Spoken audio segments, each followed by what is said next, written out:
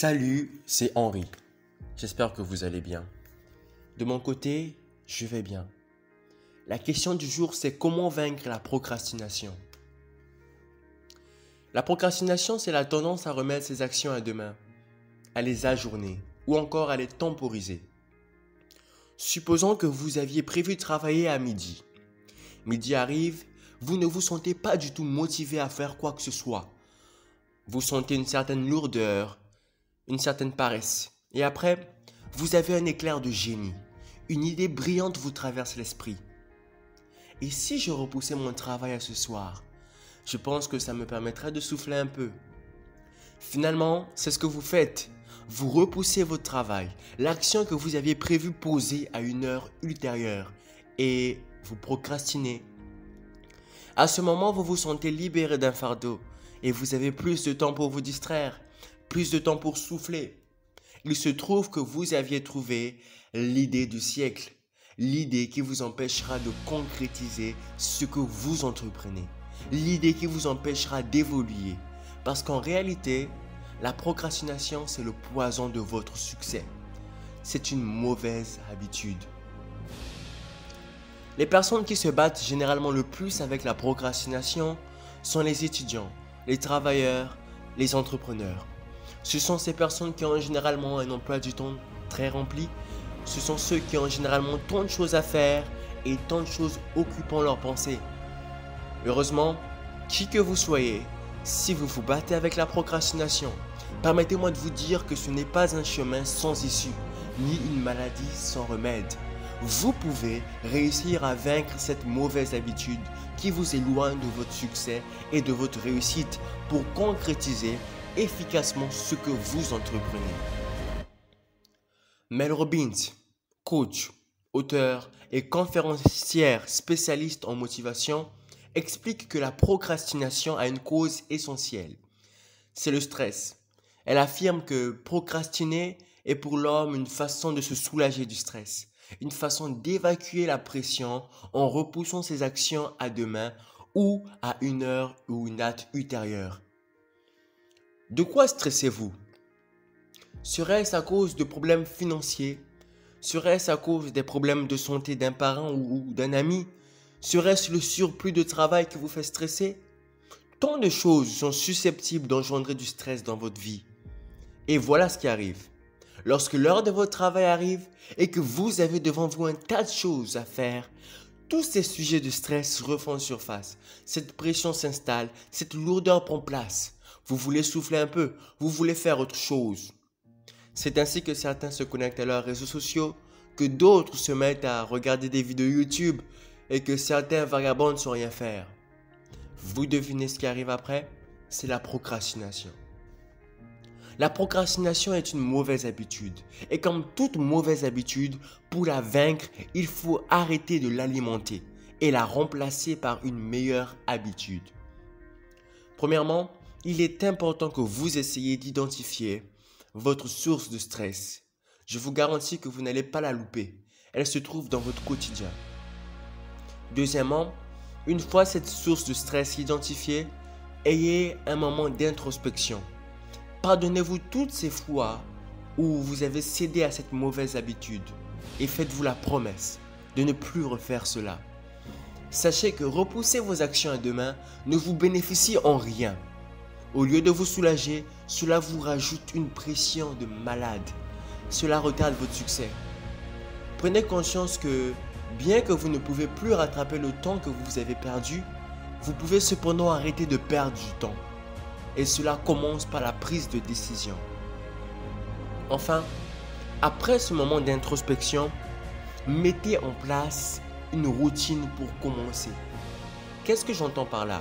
Une routine pour commencer est une action que vous posez pour vous pousser à commencer votre travail. Cette action doit devenir une habitude et c'est celle qui viendra remplacer la mauvaise habitude de procrastiner. Et cette action, vous devez la poser lorsque l'heure de votre travail arrive. Mel Robbins nous présente dans son livre intitulé « La règle des 5 secondes » l'une des meilleures routines au monde pour vous pousser à l'action et commencer votre travail. Cette routine vous permet de vous propulser comme une fusée dans vos tâches.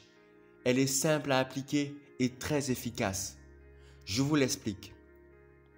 Lorsque l'heure de votre travail arrive, vous ressentirez peut-être encore cette pression due à votre stress qui vous pousse à procrastiner.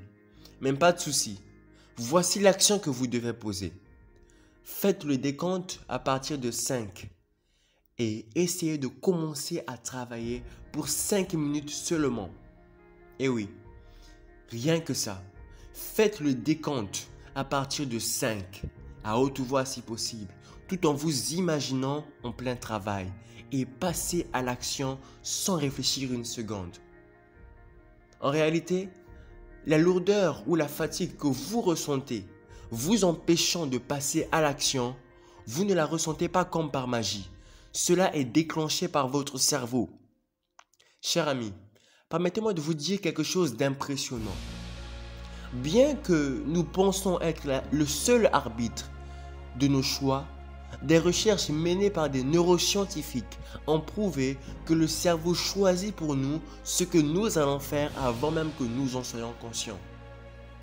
Joel Pearson, professeur de neurosciences cognitives à l'université de South Wales en Australie et auteur principal de l'étude, explique cela en ces termes. Lorsque nous sommes confrontés au choix entre deux ou plusieurs options, nous croyons que nous savons ce à quoi penser. En réalité, il préexiste des traces inconscientes de pensée. Au fur et à mesure du processus de décision, le cerveau opte pour la trace qui est la plus forte. En d'autres termes, si une activité cérébrale préexistante correspond à l'un de vos choix, votre cerveau sera plus susceptible de choisir cette option.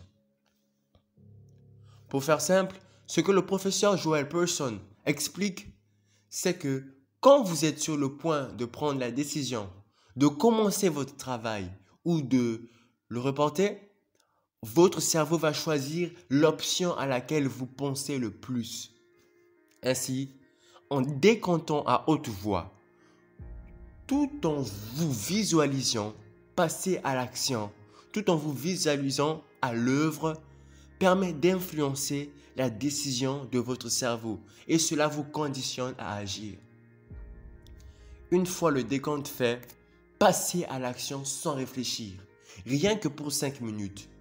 Et ce qui a été prouvé, c'est que une fois lancé, même pour 5 minutes seulement, il y a de fortes chances que vous continuez à travailler jusqu'à terminer vos tâches. En effet, il suffit juste que vous commenciez. Pour résumer, voici votre plan d'action en 3 étapes pour vaincre la procrastination. 1. Déterminez la source de votre stress. 2. Ayez un moment de rétrospection. Pardonnez-vous le temps que vous aviez perdu à procrastiner et faites-vous la promesse de ne plus recommencer. Tout commence par une prise de décision. 3. Mettez en place une routine pour commencer.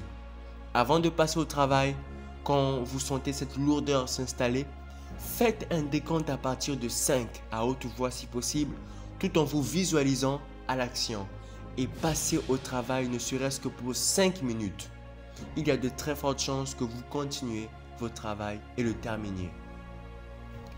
C'était tout pour aujourd'hui. J'espère que cette vidéo vous aurait été utile. Sur ce, 5, 4, 3, 2, 1. Bonne route vers le succès.